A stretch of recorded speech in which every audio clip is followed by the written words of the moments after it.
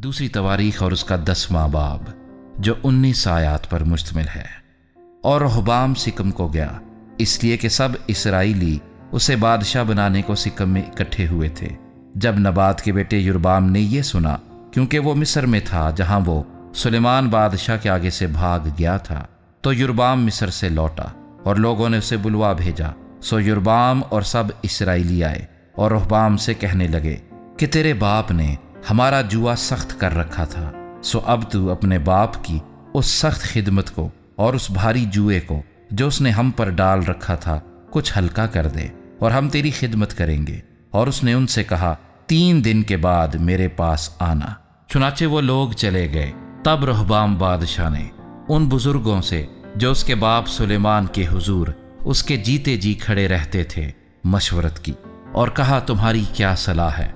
मैं इन लोगों को क्या जवाब दूं? उन्होंने उससे कहा कि अगर तू इन लोगों पर मेहरबान हो और इनको राजी करे और इनसे अच्छी अच्छी बातें कहे तो वो हमेशा तेरी खिदमत करेंगे।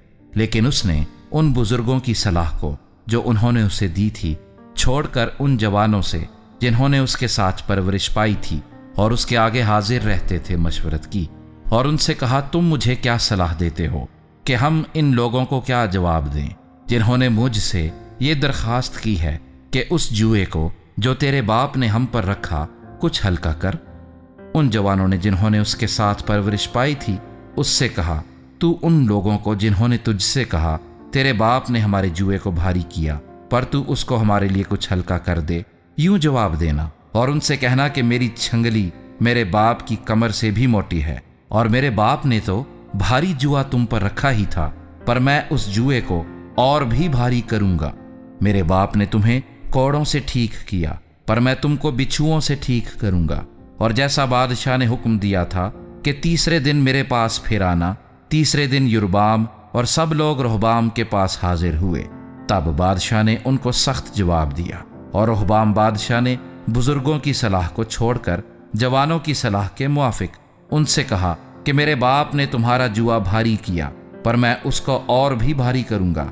मेरे बाप ने तुमको कोड़ों से ठीक किया पर मैं तुमको बिच्छुओं से ठीक करूंगा। सो बादशाह ने लोगों की ना मानी, क्योंकि ये खुदा ही की तरफ से था, ताकि खुदावंद उस बात को जो उसने सैलानी अखिया की मार्फत नबात के बेटे युरबाम को फरमाई थी पूरा करे।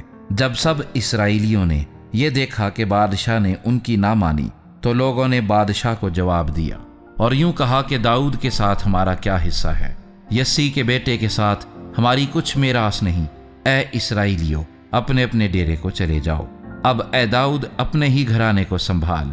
बस सब इसराइली अपने डेरों को चल दिए। लेकिन उन बनी इसराइल पर जो यहूदा के शहरों में रहते थे रहबाम सल्तनत करता रहा। तब रहबाम बादशाह ने हदूराम को जो बेगारियों का दरोगा था भेजा, लेकिन बनी इसराइल ने उसको संसार किया और वो मर गया। तब रहबाम यरूशलेम को भाग जाने के लिए झट अपने रथ पर सवार हो गया। बस इसराइली आज के दिन तक दाऊद के घराने से बागी हैं।